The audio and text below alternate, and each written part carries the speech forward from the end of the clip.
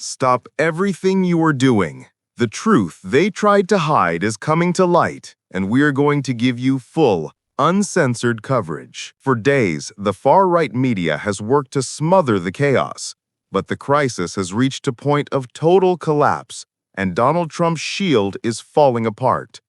In this video, we will reveal a judge catches Trump in a cover-up that could bring down the entire Department of Justice, the internal collapse of Fox News, and why the right-wing propaganda machine is failing miserably.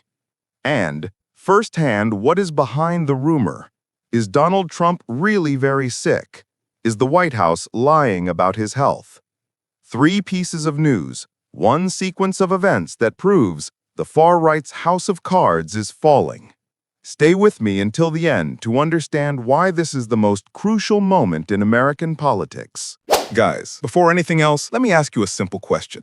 Since when does a president of the United States have the right to turn an entire city into a political stage just because he wants to look strong? Because what happened in Portland has no other name. It was an authoritarian rehearsal orchestrated by Donald Trump, filmed and sold as Law and Order, when in reality it was pure abuse of power. And the most outrageous part is that many people still haven't understood how serious this is. It wasn't the state asking for help. It wasn't the collapse of public safety. It was a president trying to impose military presence where the governor, democratically elected, clearly said, "We don't want this here." Kate Brown didn't speak out of emotion. She spoke from experience. She spoke because she saw what Trump did in 2020 when he used federal troops in Portland to create images of chaos and violence that he later used in rallies. I'm not making this up. This is documented in reports from the New York Times, The Atlantic, and analyses from the Brookings Institution. He turns ordinary protests into pieces of electoral propaganda.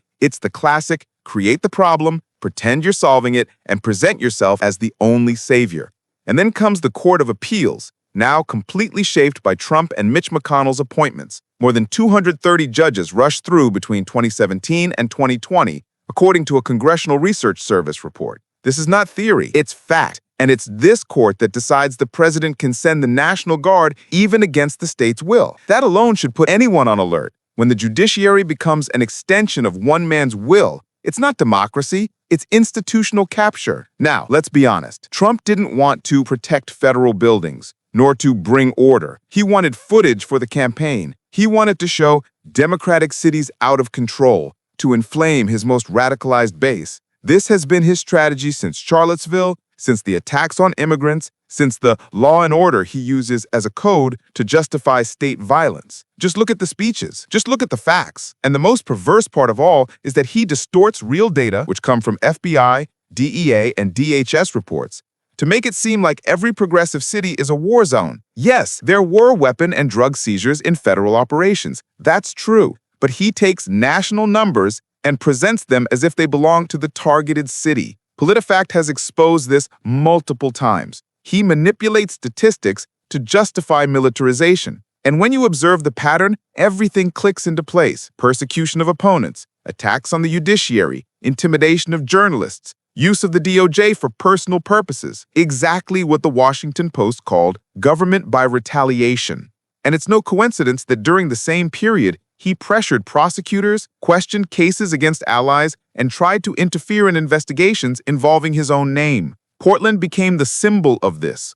A progressive, young, politically engaged city, everything Trump detests. He needs to turn this kind of city into an enemy to keep his base afraid. And fear in Trumpism is fuel, it's strategy. And when the governor of Oregon says, "We will continue fighting against the intervention," she's not playing politics. She's defending a basic principle. A president cannot send armed troops to intimidate citizens who are exercising constitutional rights. And I'm sorry, but this needs to be said clearly. Protest is not a crime. Dissent is not terrorism. And demanding that the president respect the Constitution is not radicalism.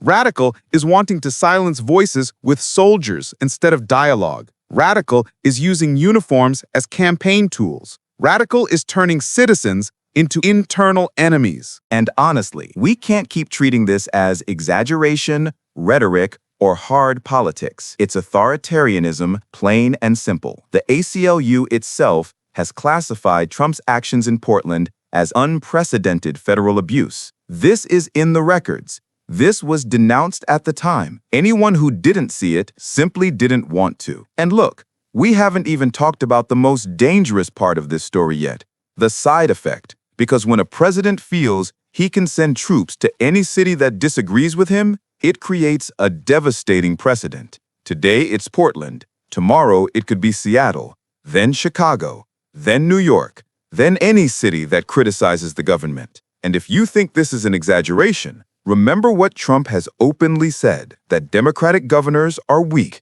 that progressive cities are disgraceful, that protests need to be dominated. These words are recorded in videos, interviews, public speeches. He doesn't hide it. He never has. And now, with the court increasingly aligned with this vision, the danger is real, very real.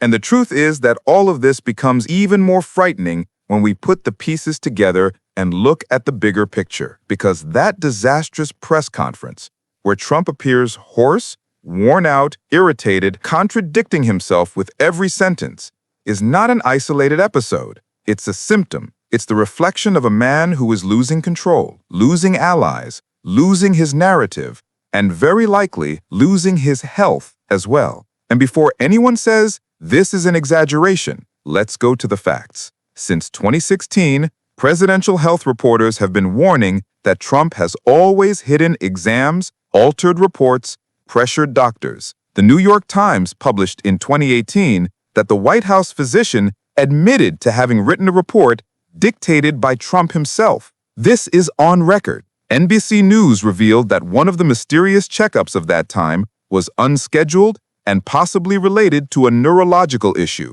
None of this is invented. These are public facts. Now, you look at this press conference and you see a pattern: failing voice, heavy breathing, extreme irritability, emotional instability. And then he tries to justify it by saying he was yelling at foreign leaders. For the love of God, what president of the 21st century says something like that publicly? And more, what world leader is going to respect someone who admits to losing emotional control over the phone? He thinks this makes him appear strong, when in reality, it makes him look unbalanced. And the desperation becomes even clearer when the topic shifts to Epstein. He denies knowing Epstein, even with photos, records, testimonies, trips, witnesses, all widely documented by the Miami Herald, Vanity Fair, the NYT, C-SPAN, and even federal courts. The relationship between Trump and Epstein is not a theory. It's a historical fact. They were neighbors in Palm Beach, attended the same parties, had mutual friends, were mentioned in the same 2002 lawsuit. All of this is in official records. But what does Trump do? He denies. He projects. He accuses Democrats. He says it's other people's fault. This has been his playbook forever. When confronted with facts, he creates a smokescreen. And now his fear is obvious because the Epstein files are about to be voted on and potentially released. And let's be honest, there is no one in American politics today with more to lose from those documents than Donald Trump. And when he claims he would sign a law to release the files, that is nothing but theater. We already know how this trick works. He did the same thing with the JFK files. He promised to release everything in 2017, made speeches, posed as a transparency hero, and then shelved most of the documents. And what was the excuse? The security agencies asked me. It's always the same narrative: promise, delay, blame others. And here comes the most dangerous part of that press conference. He starts attacking American cities as if they were enemies of the state. Seattle, Los Angeles, New York. He threatens these cities economically based on totally personal, subjective, authoritarian criteria. He says, if they don't beg me for help, maybe there won't be a World Cup. This is political blackmail. This is abuse of power. This is Trump trying to turn personal preferences into public policy. It's what dictators do. And when he points to a mayor and calls her a communist, this is not just rhetoric. It puts a target on her back. It puts a target on public officials. It fuels violence. It's the same tactic he used when he attacked Gretchen Whitmer. And months later, the FBI arrested a group that planned to kidnap her, according to official Justice Department charges. We know where this kind of talk leads. And this idea of bombing Colombia? My God, that is not geopolitics. That is insanity. It's a president openly talking about violating sovereignty, causing civilian deaths, triggering international conflict, all with the same ease as someone commenting on the weather. No serious leader talks like that. No leader minimally committed to diplomacy, international treaties, human rights. And then you put all of this together, the emotional collapse, the lies about Epstein, the threat to democratic cities, the normalization of military violence, the contempt for states governed by the opposition, the refusal to accept real data about the economy and inflation, and the picture that emerges is obvious. Trump is afraid, very afraid. And when he is afraid, he attacks. When he attacks, he loses control. And when he loses control, he puts everyone at risk. And that's why we need to keep talking, denouncing, exposing, because when a president starts acting as if the country is his personal property, this does not end well. History has shown this countless times. Just look at the authoritarian regimes of the 20th century documented by Human Rights Watch, Amnesty International, and academic research. It always starts the same way. Attacks on the press, attacks on the opposition, militarization, disinformation, denial of facts, cult of personality. Always. And when we look at Trump today, he is exactly at that stage. Fox News in collapse and Trump's crisis. We are facing a concerning scenario in the United States. Fox News, traditionally the media stronghold of the Republican Party, is beginning to crumble as Donald Trump's second term heads toward political and economic disaster. And it's not for lack of warning. The numbers show a reality Trump insists on ignoring. Public confidence in the economy and in his leadership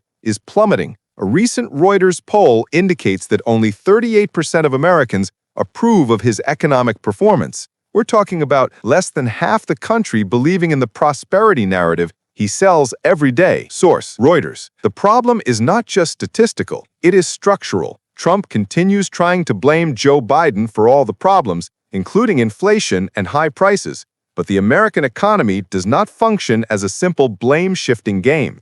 We are almost a year into Biden's term, and the insistence on holding only the predecessor responsible is a demonstration of political irresponsibility and bad faith. Even liberal analysts recognize that Trump's narrative of an economic boom does not hold up against reality. The prices of food, electricity, and housing continue to rise, directly impacting the working class. Source: Bureau of Labor Statistics. The situation becomes even more critical when we analyze the tariffs and trade policies defended by Trump. In recent interviews, he admits that reducing tariffs is the way to lower prices. In other words, he himself acknowledges that previous policy contributed to higher living costs. This is a veiled confession of incompetence. While trying to project an image of economic savior, he admits that the very measures he adopted worsened the problem. Source: CNBC. Fox News, which should reinforce the narrative of success, is beginning to show fractures. In a recent segment, a guest openly challenged Trump's claims, highlighting the discrepancy between the supposed economic boom and the reality lived by Americans. This is symbolic. If even pro-Trump media can't sustain the president's lies, we are facing a narrative collapse, and the public notices it. Research from the Pew Research Center shows that consumer confidence is in constant decline, reflecting the reality Trump insists on denying. Inflation, high interest rates, and the housing crisis are real problems that directly affect families' daily lives. Source: Pew Research Center. It's not just an economic issue, it's a credibility issue. Trump systematically lies about prices, unemployment, and inflation, while threatening cities like Seattle and Los Angeles with canceling sporting events in a display of authoritarianism and abuse of power. His aggressive rhetoric, coupled with constant attacks on opponents and institutions, creates a narrative of fear and confusion instead of responsible leadership. Source: The Washington Post.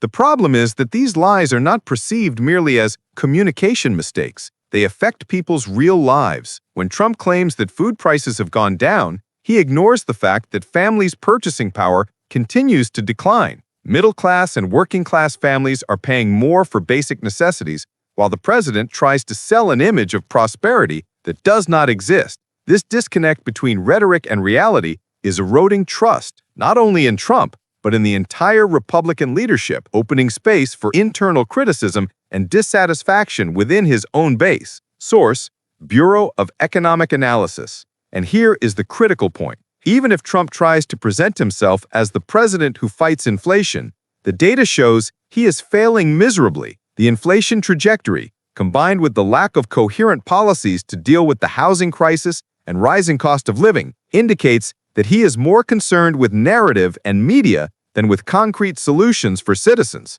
Fox News, which should shield his image, can no longer sustain this farce, showing that the economic and social reality of Americans is surpassing propaganda.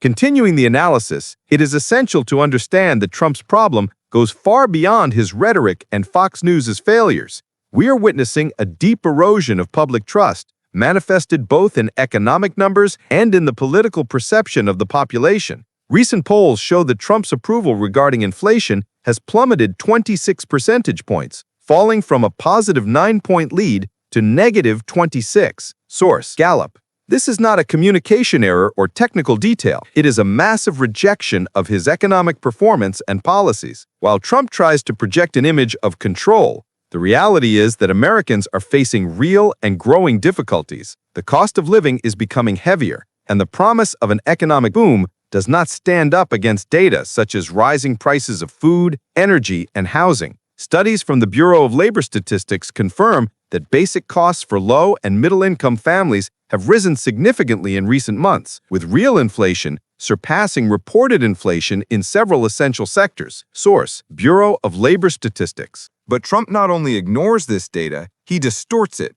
During recent interviews and social media posts, he claimed that food prices had gone down, while simultaneously threatening liberal cities like Seattle and Los Angeles over hosting sports events, using intimidation as a political tool. It is authoritarian behavior that reveals not only an inability to deal with economic problems, but also an obsession with controlling the narrative and punishing political opponents or cities that do not align with his demands. Source: The Guardian. Furthermore, the manipulation of employment and labor market information is alarming. Trump omits complete data from the October report, providing only partial numbers and creating an illusion of prosperity that does not exist. The lack of transparency, combined with attacks on critics and the press, highlights his strategy, creating a bubble of favorable perception, even if completely disconnected from economic reality. Source: Bureau of Economic Analysis. It is also important to note that the collapse of Trump's narrative does not affect only the liberal base. Even traditionally loyal sectors, such as some members of Fox News, are beginning to question his claims. A leader's credibility depends on coherence between discourse and reality, and Trump repeatedly fails in this regard. In recent Fox segments, liberal and conservative analysts pointed out glaring inconsistencies between his statements and objective data on inflation, unemployment, and the housing market. Source: Pew Research Center. Another critical point is the issue of tariff and trade policies. Trump advocates reducing tariffs to lower prices, implicitly admitting that previous measures increased costs. This admission is more than a communication error. It is a public confession that his policies directly contributed to worsening the economic crisis. American families, who face rising costs of energy, transportation, and food, feel in practice the impact of these misguided decisions. Source: CNBC. Added to this is the issue of housing affordability, which Trump attempts to minimize with fallacies about mortgage financing or by blaming illegal immigrants and democratic policies. The reality is that millions of Americans live under housing insecurity, and the credit and financing market proposed by Trump does not solve the structural problem of inflated prices and economic inequality. Studies from the Urban Institute show that 30% of American families spend more than 50% of their income on housing, a clear indicator of a structural crisis that the president insists on denying. Source: Urban Institute. In the end, Trump is facing a collapse of narrative, coupled with the decline of public trust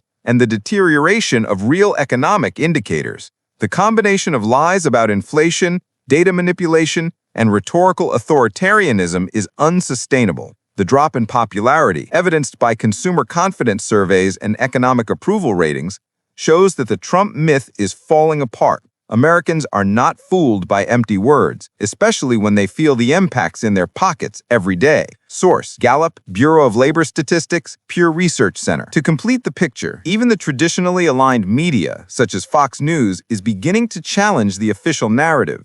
This collapse of media shielding is crucial. Trump can no longer count on unconditional favorable coverage to mask economic failures. The crisis of the second term is not just political, it is structural. The population perceives the disconnect between promises and reality, and this has direct consequences for the elections, for American politics, and for the future of the Republican Party. In summary, Trump's second term is heading toward disaster, not because of external factors, but because of his own decisions. Poorly planned economic policies, data manipulation, rhetorical authoritarianism, and denial of reality. It is a scenario in which the numbers do not lie. And with each negative poll, drop in confidence, or allegation of manipulation, the narrative of the great savior of the economy collapses. Fox News, which once sustained his myth, now faces a credibility collapse along with him. What remains is a Trump increasingly isolated, without public trust, and without a narrative capable of masking his failures. The case involving Donald Trump, Lindsay Halligan, and Pam Bondi exposed serious flaws in the functioning of the Department of Justice, casting doubt on the integrity of highly significant federal cases. Judge Fitzpatrick issued a strong opinion highlighting fundamental errors in the way the grand jury was conducted in the Comey case, as well as questioning the veracity of sworn statements submitted by Halligan and Bondi. According to Fitzpatrick, there are indications that essential information was manipulated or omitted, which could seriously compromise the validity of the charges, and consequently, the entire judicial process. Halligan, appointed by the Trump administration as a prosecutor in the Eastern District, had limited experience in federal criminal cases, having previously worked as an attorney specializing in auto insurance in Florida. In her first high-profile federal case, she was sent almost alone, without supervision from senior attorneys, which exposed her inexperience and resulted in serious errors. Among the mistakes, Halligan gave the impression that James Comey would be required to testify in his own defense, violating the Fifth Amendment, which guarantees that no one is compelled to incriminate themselves. Additionally, she reversed the burden of proof, placing the responsibility on the defense to prove the insufficiency of evidence, contrary to the basic principles of the American legal system, where the prosecution must prove guilt beyond a reasonable doubt. Fitzpatrick's opinion detailed that the presentation of charges to the grand jury was marked by severe inconsistencies. Initially, a charge with 3 counts was presented, but the grand jury rejected one, leaving only 2. Halligan then drafted a second indictment, removing the first charge and keeping the remaining ones. Both indictments were presented to the magistrate judge, creating confusion and raising questions about the integrity of the process. Fitzpatrick noted that after the grand jury began deliberations, Halligan claimed she had no further contact, but subsequent results indicate that she was informed about which charges had been accepted, raising doubts about the origin of this information. The absence of a complete statement from then First Assistant Maggie Cleary, who was dismissed, reinforces the suspicion of irregularity, suggesting that Halligan may have presented false information to the court. Fitzpatrick also found that Halligan's isolated performance, without guidance from experienced Department of Justice attorneys, contributed to significant procedural errors. The later ratification by Pam Bondi, who approved Halligan's actions without direct contact with the grand jury, added further confusion and raised questions about supervision and accountability within the department. These failures indicate that even in high-stakes cases, inexperience and lack of oversight can have serious legal consequences, endangering the validity of charges and the institution's credibility. Fitzpatrick's detailed analysis encompasses 11 findings that reveal failures in the grand jury process, inconsistencies between charges, and violations of attorney-client privilege. These elements provide Comey's defense with strong grounds to challenge the legality of the proceedings, and request dismissals.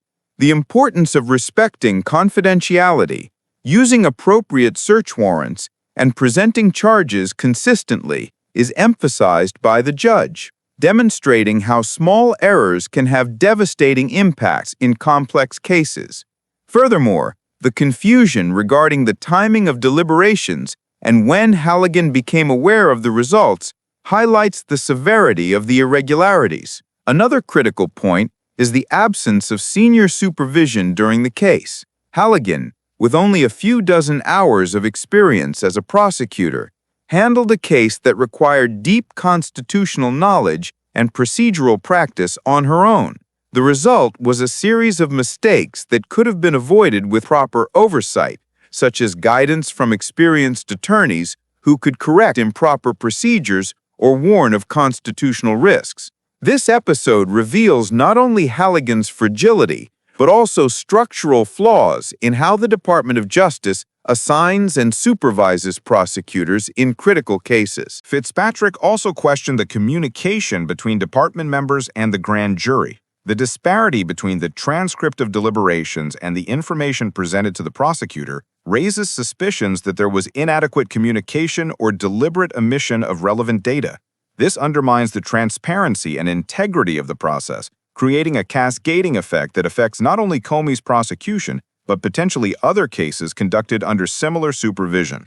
The delivery of grand jury materials to the defense, as ordered by the judge, will allow the defense to examine all inconsistencies and support motions for dismissal or other legal actions. This case demonstrates how individual errors and lack of oversight can threaten entire institutions, highlighting the need for rigor, ethics, and constitutional compliance in federal proceedings. The actions of Halligan and Bondi, marked by contradictory and inconsistent statements, expose significant vulnerabilities in the administration of justice and raise questions about accountability and responsibility in high-level positions.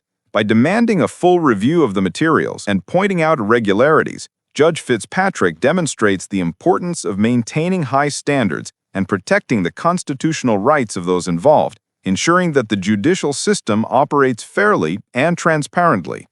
As the judicial analysis progresses, it becomes clear that the impact of Halligan and Bondi's actions extends beyond the Comey case. The combination of inexperience, inadequate supervision, and contradictory statements created a situation in which the entire Department of Justice is at risk of collapsing under public scrutiny and the judicial system itself. Judge Fitzpatrick emphasized that the inconsistency between the charges presented to the grand jury, coupled with the apparent falsity of sworn statements, not only compromises the prosecution itself, but undermines confidence in the impartiality and integrity of the institution responsible for upholding federal justice. Furthermore, the situation reveals serious flaws in the Department of Justice's supervisory protocol. The fact that Halligan was sent alone to handle a case of extreme complexity without support from senior prosecutors reflects institutional negligence that can have long-term consequences. This is not merely an isolated error, but a systemic failure. Cases involving high-profile figures require a robust structure of oversight and review. The absence of such a structure allowed crucial mistakes, such as the distortion of the burden of proof and the erroneous suggestion that Comey should declare himself guilty or testify in his own defense. Another critical point is the manipulation of grand jury material. Fitzpatrick highlighted that the defense will now have full access to documents and recordings that were previously restricted to judges, allowing the inconsistencies to be examined in detail. The discrepancy between what was recorded in the transcript and what Halligan claimed suggests that essential information was omitted or interpreted in a way that favored the prosecution, violating fundamental constitutional rights, such as attorney-client privilege. This type of violation not only compromises the case in question, but creates dangerous precedents, calling into question the legitimacy of other cases conducted under similar standards. Pam Bondi's role warrants attention. By ratifying Halligan's actions without being present at the grand jury, she contributed to the confusion and reinforced the perception of irregularity. Ratifying decisions without direct knowledge of grand jury proceedings raises doubts about internal supervision within the department and the responsibility of senior officials in validating prosecutorial actions. This is a clear warning that even in high-trust positions, The validation of legal decisions requires direct contact and full understanding of the processes being ratified. The effect of these failures extends beyond the Comey case. As Fitzpatrick noted, other cases handled by Halligan or under similar supervision may be challenged based on inconsistencies and violations of procedural rights. This includes cases involving Letitia James, where similar practices could result in the dismissal of charges. The situation highlights a concerning pattern. The combination of inexperience, inadequate supervision, and poor communication can compromise not only isolated cases, but the credibility and functionality of the Department of Justice itself.